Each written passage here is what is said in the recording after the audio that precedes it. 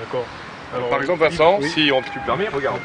On a une machine à laver qui, là, si tu veux, deux machines à laver qui sont jetées. On pourrait très bien prendre le tambour de cette machine, Par exemple, oui. la remettre là-bas, parce que le tambour de là-bas est cassé, Oui. reprendre, utiliser les appareils électriques là-dedans, et finalement ces deux machines pourraient très bien en faire une, et que du coup, d'une certaine façon, on n'aurait pas à jeter les deux. Tout à fait. C'est un autre exemple. Un autre exemple, c'est tiens, bon là les télés c'est plus à la mode, mais on pourrait très bien la prendre et ce plastique-là, l'émietter, le faire fondre et le réutiliser pour d'autres usages.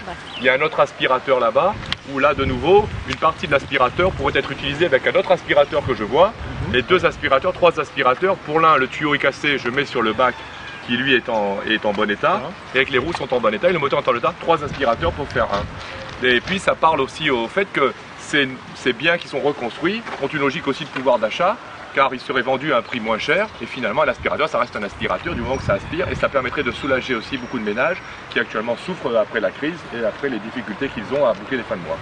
Donc si je résume, l'économie circulaire, c'est aussi augmenter le pouvoir d'achat des familles. Bien entendu, puisque finalement, à travers cela, on n'est plus obligé à travers l'entraide et le fait qu'on réutilise des biens, ces biens vaudront forcément moins cher lorsque tout le monde est allé à la casse un jour pour acheter un phare, pour acheter un pare-choc, pour acheter un morceau de tôle pour sa voiture. On sait très bien que c'est beaucoup moins cher et que du point de vue, on n'est pas pour ces objets-là en train de regarder si c'est la marque d'un tel ou c'est la marque d'un tel. L'aspirateur du moment qu'il aspire, la machine du moment que ça tourne. Il y a beaucoup de gens qui ne peuvent pas se permettre d'acheter que des biens neufs.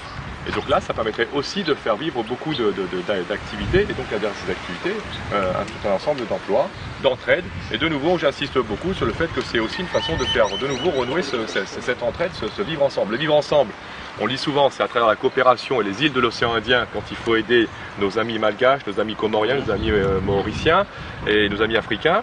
C'est aussi peut-être entre nous, où on voit bien que là aussi il y a beaucoup d'entraide, et c'est une façon de pouvoir renouer cela.